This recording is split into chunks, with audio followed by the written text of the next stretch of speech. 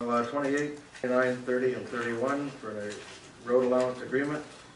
The playground equipment, the cash in lieu item, and a confirming resolutions to date. Moved by Councillor Russell, seconded by Councillor Underwood. Any questions on any of those bylaws? All in favor? That's carried. Thank you. We have no accounts at this time. No notices of motion. New business. Does staff have any emergent issues to bring to us? Councillor reports. Councillor Bonstein. Actually, I have more of a comment that I heard. I was asked on Saturday. I guess the rumor mill is live and well in the North End. What else is new? So for you to Brent, I saw in the March 22nd meeting the treatment plant that we were directed, or the board directed us to send a letter to. Yes. What was it? Building Canada and the Minister of the Environment. Have we done that? We had a great opportunity where Seth Huron provided a letter to Minister Wynne. So we drafted a letter for them, and they had an audience with Minister Wynne, and honestly we did provide some update on where that's our option. Warden Robinson hand delivered a letter to Kathleen Wynne at the Chamber of Commerce meeting that was up in Clinton. I haven't heard anything back from that, but letters are being sent. The reason that I ask is I had a chance to review the February 16, 2012 meeting where we had the former OMAFRA director at the table who very clearly said at that time you've got about a year. Well, it's past a year. We have played by the rules.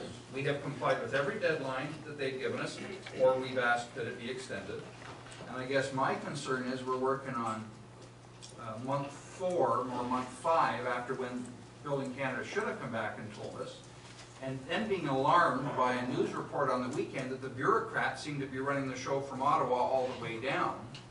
I guess my concern is when 2 councils send a request to BCF and MOE, and there are, 16 or 17 bump-ups that talk about size matters. I guess what I get concerned about from an elected official standpoint is who's zooming who here? Who's wagging the dog here?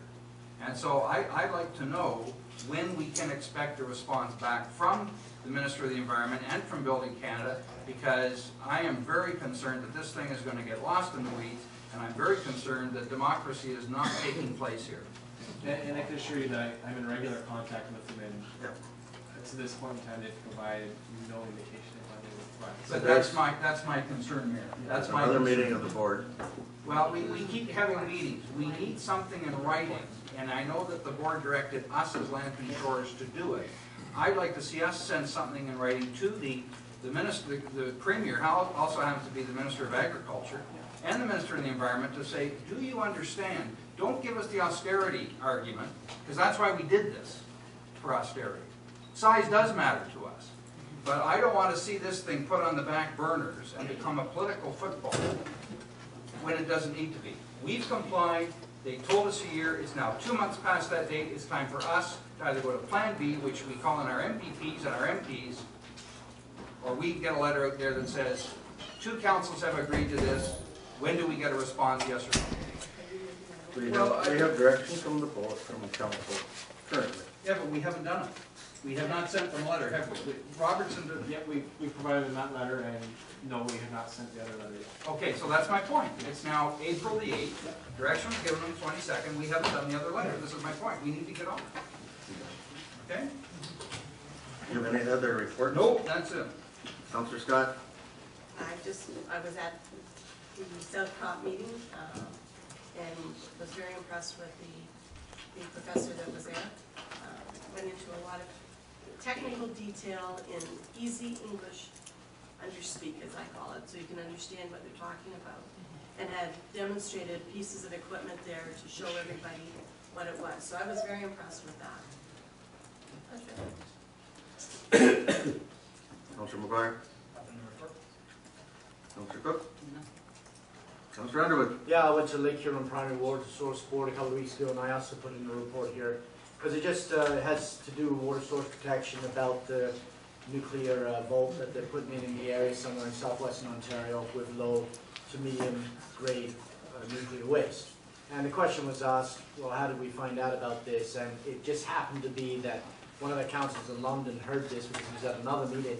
And it just goes to show the federal government is talking to certain areas of the provincial government without talking to all the stakeholders. So I'm just letting you reassure everybody that we're going very deep into the water source protection issues on this, and also Mayor Dowman asked to have us look into the fracking that's going to be occurring in the area as well, to see how that's going to affect our water source protection, as well as we're looking for natural gas, just to ensure that we have good water in the future. So that's about it. So. Councilor McCray? No, nothing. Councilor Russell?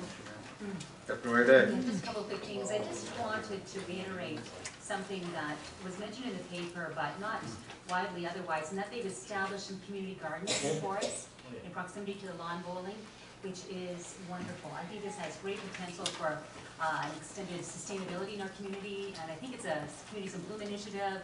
I know Kathleen McNeely is taking the lead there too, so I'm really pleased to hear that's going forward.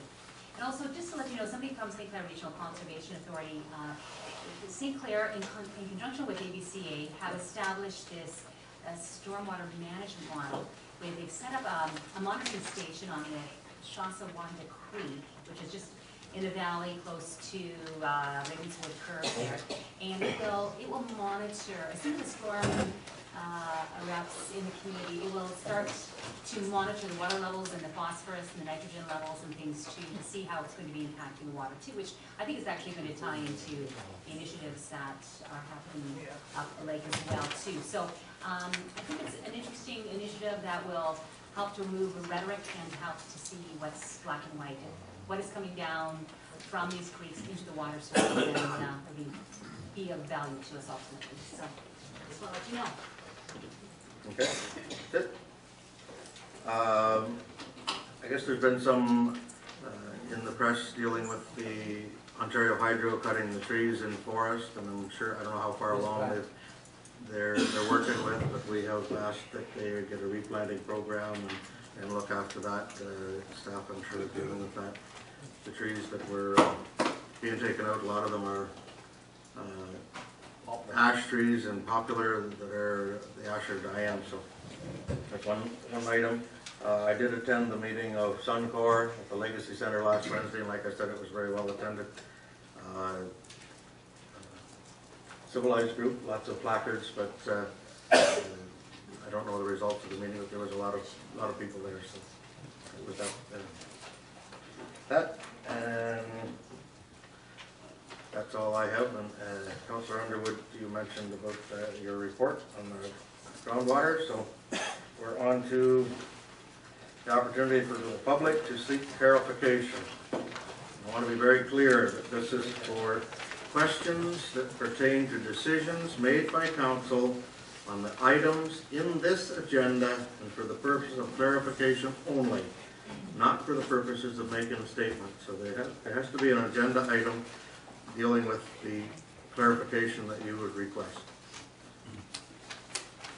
Mr. Sharon. 8.2, you could clarify why we brought the council to waive payment of cash in lieu of. Pardon? Why would the matter of waiving cash in lieu of be brought to council by a resolution? There was a request for delegation. Did council reconsider it? And council confirmed their policy. But it's a matter that requires a change of the zoning bylaw and the official plan.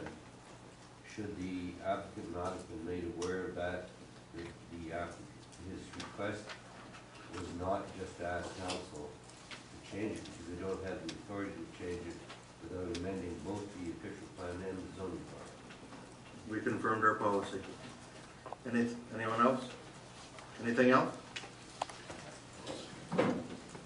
Mr. Speak?